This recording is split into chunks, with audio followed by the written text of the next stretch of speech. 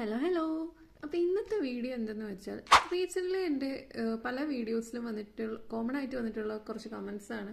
എങ്ങനെയാണ് ഞാൻ ഈ സ്റ്റഡി അബ്രോഡ് പ്രൊസീജിയർ ചെയ്തത്, അല്ലെങ്കിൽ എന്താ പറയുക, ജർമ്മനിയിലേക്ക് വരണം എന്ന് ആഗ്രഹമുണ്ട്, പക്ഷെ എങ്ങനെ വരണം, ഏത് കോഴ്സ് എടുക്കണം, ഇതിനെക്കുറിച്ചുള്ള ഡീറ്റെയിൽസ് എവിടെ നിന്നാണ് കിട്ടുക എന്നൊക്കെ പറഞ്ഞിട്ട് പല പല കമൻസുകൾ വന്നിട്ടുണ്ടായിരുന്നു.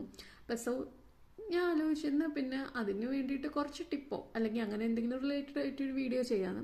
അപ്പോൾ ഇന്നത്തെ വീഡിയോയുടെ മെയിൻ കണ്ടന്റ് എങ്ങനെ നമുക്ക് ഇൻട്രസ്റ്റ് ആയിട്ടുള്ള അല്ലെങ്കിൽ നമ്മുടെ ഒരു കൺവീനിയൻ്റ് ആയിട്ടുള്ള ഒരു കോഴ്സ് എങ്ങനെ ജർമ്മനിയിൽ നിന്ന് ഫൈൻഡ് ഔട്ട് ചെയ്യാം, നമുക്ക് സ്യൂട്ടബിൾ ആയിട്ടുള്ള യൂണിവേഴ്സിറ്റി എങ്ങനെ എടുക്കാം എന്നുള്ളതാണ് ഇന്നത്തെ മെയിൻ കണ്ടന്റ്. അപ്പോൾ അതിനായിട്ട് നമ്മൾ ആദ്യം ചെയ്യേണ്ടത് എന്താണെന്ന് വെച്ചാൽ, നമ്മൾ നേരെ നിങ്ങൾ ഏത് ബ്രൗസറാണോ യൂസ് ചെയ്യുന്നത് അത് നിങ്ങൾക്ക് പ്രിഫർ ചെയ്യാം. എന്നിട്ട് നമ്മുടെ ഡാഡ് എന്ന് പറഞ്ഞൊരു വെബ്സൈറ്റ് ഉണ്ട് കേട്ടോ. അത് നമുക്ക് അത്യാവശ്യം ഇവിടെ ജർമ്മനിയിലുള്ള ഒരുവിധമുള്ള എല്ലാ നല്ല കോഴ്സസിൻ്റെയും ഡീറ്റെയിൽഡ് ആയിട്ടുള്ള എന്താ പറയുക ഇൻഫർമേഷൻ കിട്ടുന്ന ഒരു വെബ്സൈറ്റാണ്. www.dat.de എന്നാണ് വെബ്സൈറ്റിൻ്റെ. ഇത് നിങ്ങൾക്ക് ഗൂഗിളിൽ സെർച്ച് ചെയ്യുമ്പോൾ കിട്ടാവുന്നതേ ഉള്ളൂ കേട്ടോ. അപ്പോൾ അതിൽ നമ്മൾ ആദ്യം തന്നെ നമ്മൾ ജസ്റ്റ് ഡാഡ് എന്ന് പറഞ്ഞ് കൊടുത്താൽ മതി. അപ്പം ഇത്രയും നമുക്കതിൽ സബ് സെക്ഷൻസ് വരും. അപ്പോൾ അതിൽ നിങ്ങൾ ഇൻ്റർനാഷണൽ പ്രോഗ്രാംസ് ഓപ്റ്റ് ചെയ്യുക.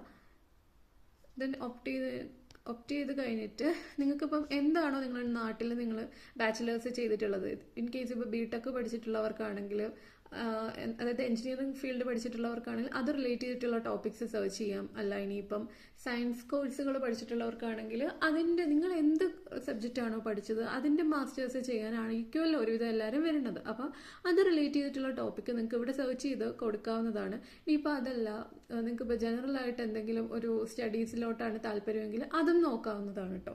പക്ഷേ മാക്സിമം വിസയ്ക്കൊക്കെ വെക്കുമ്പം കുറച്ചും കൂടെ ബെറ്റർ ആയിട്ടുള്ളത് കൂടുതലും നമ്മൾ പഠിച്ചത് എന്താണോ അത് റിലേറ്റ് ചെയ്തിട്ടുള്ള കോഴ്സ് വെക്കുന്നതായിരിക്കും. അല്ലെങ്കിൽ നമ്മൾ പഠിച്ച കോഴ്സിൽ നിന്നൊരു കണ്ടിന്യൂറ്റി ഇല്ല എന്നുള്ളൊരു തോട്ട് അവർക്ക് വരും.